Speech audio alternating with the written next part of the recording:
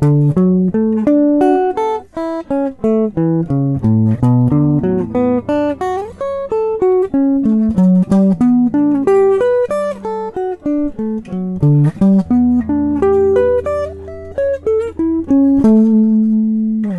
want to show you how you can connect the different shapes of triads together to create arpeggios, and then you can really do some neat things with them and stuff.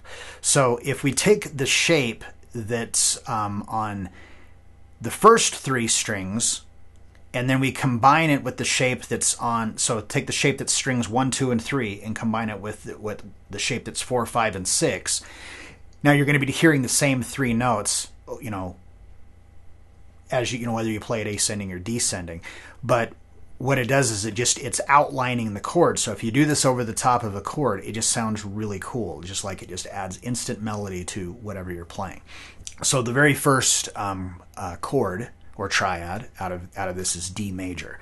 So if we do the 6-string shape for D major, we've got we're on the 10th fret of the 6th string with our 4th finger, and then the 9th fret of the 5th string with our 3rd finger, and then the 7th fret of the 4th string with your 1st finger.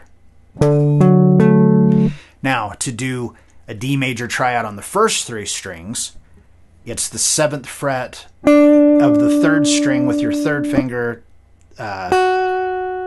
7th fret of the 2nd string with your 4th finger, and 5th fret of the 1st string with your 1st finger. So now when we play this, we want it to be like, you know, a smooth flowing sequence. So we're going to use some alternate fingers for this.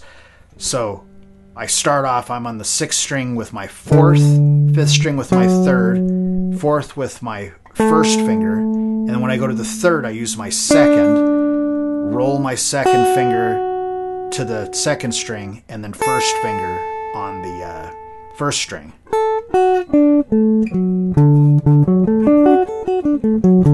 So you can use this as like a little melody line to play over stuff. You can incorporate this into your guitar solos and stuff. I mean, there's all kinds of neat things you can do with it. Okay, so for the chord progression for this, for Pachelbel's Canon in D, is D major, A major, B minor, F sharp minor, G major, D major, G major, A major, and then it just repeats. So first one we're going to do with D major, so we're going to start off with the shape that we just did. And what I do is I ascend the first chord and then descend the next chord, and then ascend the next one and descend the next one. So here's D major. Now I want to use A major, and I want my lowest note to end here on the 5th fret. So in order to do that, first string has to be open. So we've got D major, A major,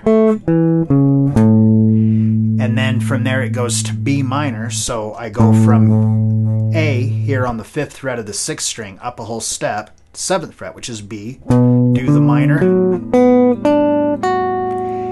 and then F sharp minor. So I'm going to take this finger, move all the way up to the 9th fret of the 1st string, and descend the minor shape,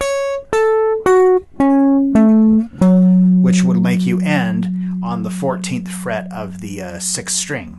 And then to end it, we're going to end on A, and so I don't want to do the same A shape that I did before. I'm going to do the one that's an octave higher. So I'm going to go to the 12th fret on the 1st string,